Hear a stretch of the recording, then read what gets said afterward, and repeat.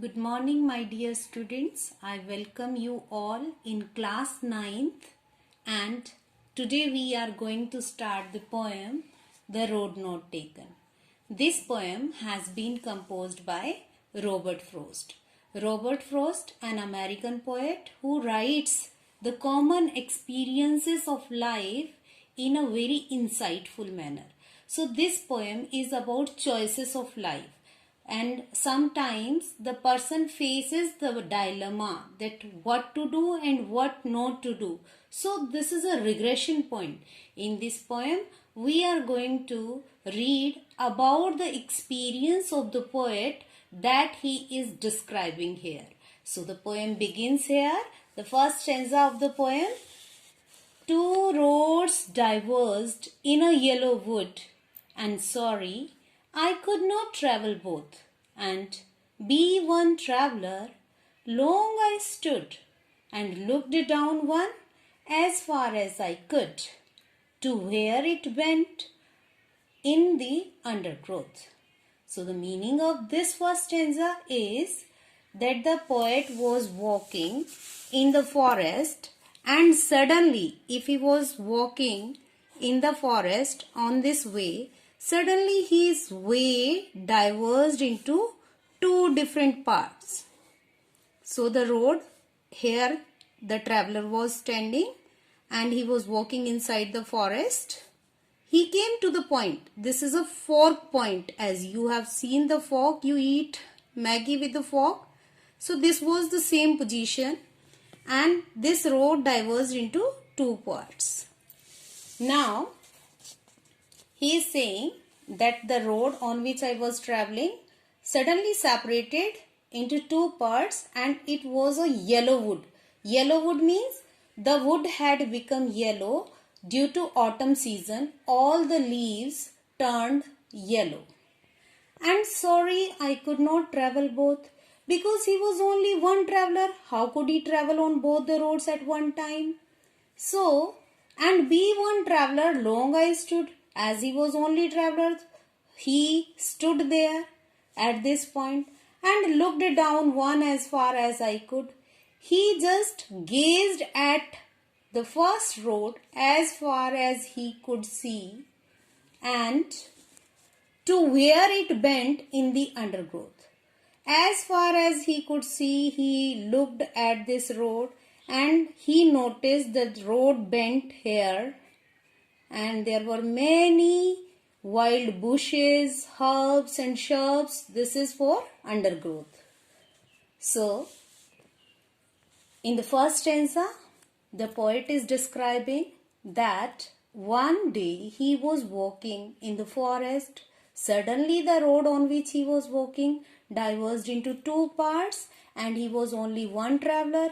He could not travel on both the roads at one time. So he gazed at the first road. As far as he could see, he noticed that the road was bent and it was full of bushes. Then took the other just as fair, and having perhaps the better claim, because it was grassy and wanted wear. Then he took the other road just as fair. It was also fair as the first road, and having perhaps the better claim.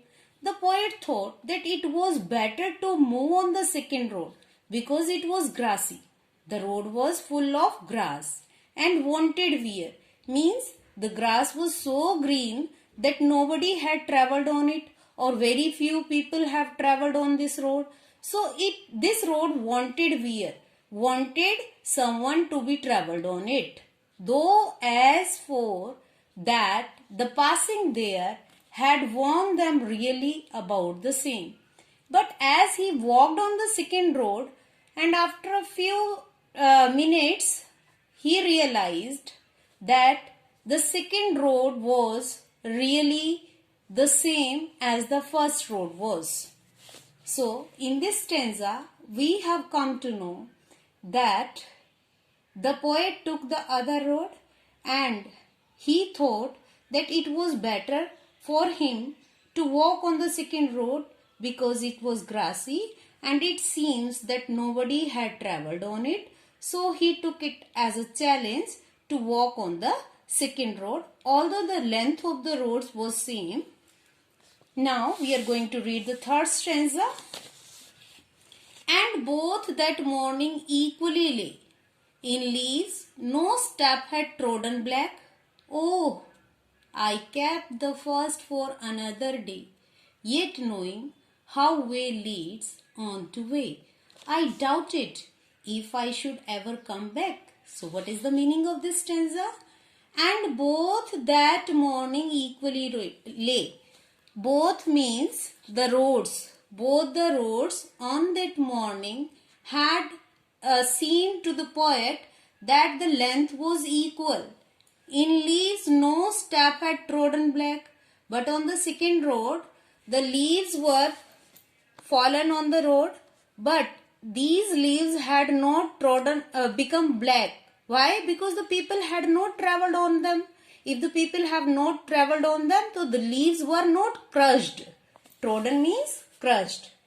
Oh, I kept the first for another day. Another day. So the poet kept the first road aside. He thought that after some time, if he'll get the chance, he will move on the first road, but yet knowing how way leads on to way. But the doubt was in his mind that if he left the road this time, whether he will get the chance to move on it or not. In future, nobody can say about it. Yet knowing how way leads on to way.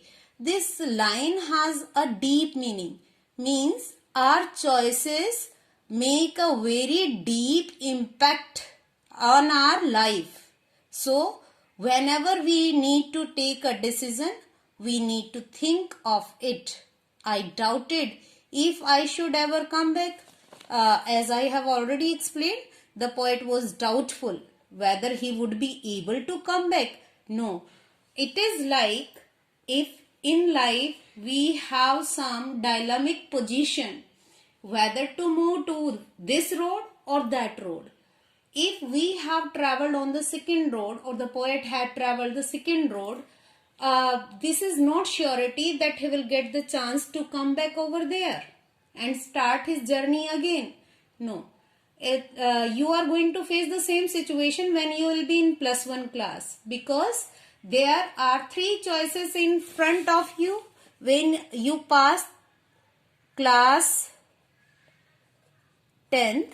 There are 3 choices in front of you like a 4th position, whether you are going to opt for arts, medical, non-medical, or for commerce. See, if you have taken commerce, then you will move on this way. You cannot think to come back and opt for the arts after passing 2 years. So, the time once passed cannot come back. So, your decision should be accurate, because life does not give you chance again and again. So, let's read the last stanza of the poem. I shall be telling this with a sigh. Somewhere ages and ages hence, 2 roads diverged in a wood, and I took the one less travelled by, and that has made all the difference.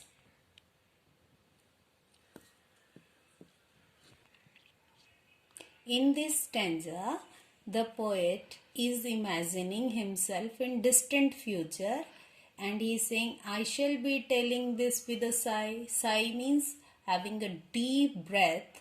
He will say in his future that somewhere ages and ages hence, before a very long period of time, he took a decision when the 2 roads diverged in a wood. He was passing through the forest, and the road on which he was walking diverged into 2 parts, and he took the one that was less travelled by people, that was really a very challenging task, and that option, that decision has made all the differences in his life.